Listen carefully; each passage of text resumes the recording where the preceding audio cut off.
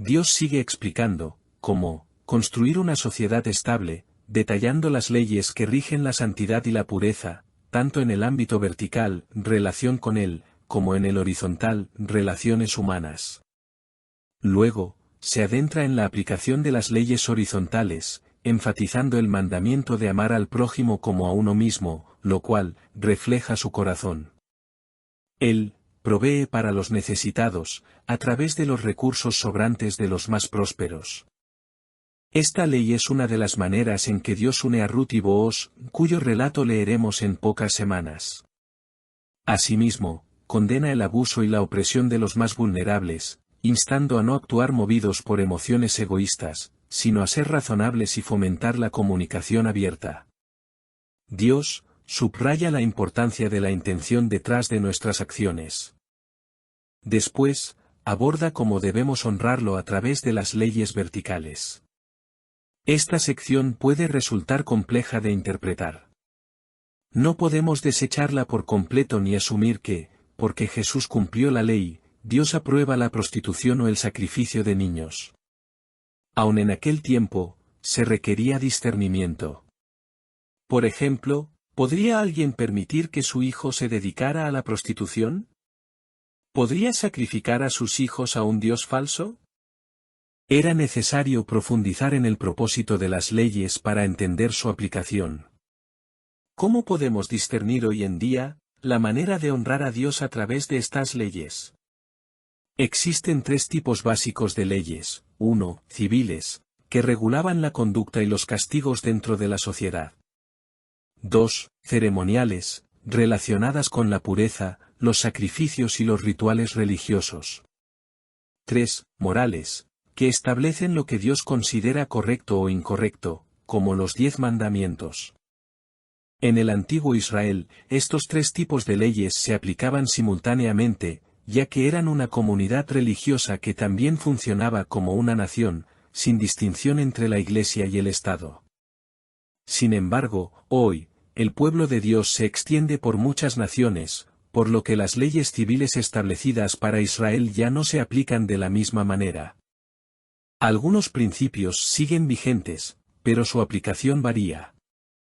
En cuanto a las leyes ceremoniales, se cumplieron en Cristo, por lo que ya no son necesarias, no hay más sacrificios, pues Él fue el sacrificio final y perfecto que cubre todos nuestros pecados, pasados, presentes y futuros.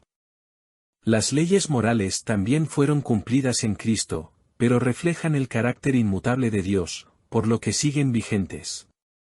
Jesús no solo reafirma estas leyes, sino que va más allá, señalando que la actitud del corazón es tan importante como la acción misma.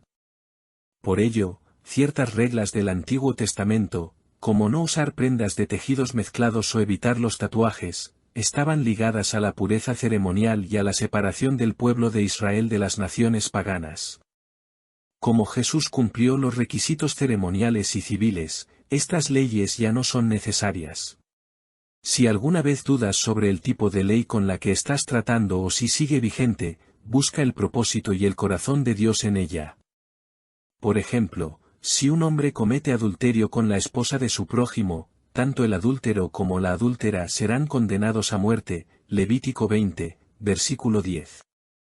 Esta es una ley civil, ya que establece un castigo específico. Sin embargo, también tiene un aspecto moral. Dios condena el adulterio, por lo que seguimos llamados a evitarlo. Lo que ha cambiado es el castigo civil, ya no ejecutamos a los adúlteros, pues el contexto de Israel en aquel entonces era distinto. Es posible que esta orden buscara preservar la pureza del pueblo de Dios hasta la llegada del Mesías, en medio de una cultura pagana hostil. Los sacerdotes debían vivir apartados de manera especial, más que el resto del pueblo. Aquellos con defectos físicos podían participar del pan sagrado, pero no ofrecer sacrificios, no para menospreciarlos, sino para enfatizar la perfección y santidad de Dios.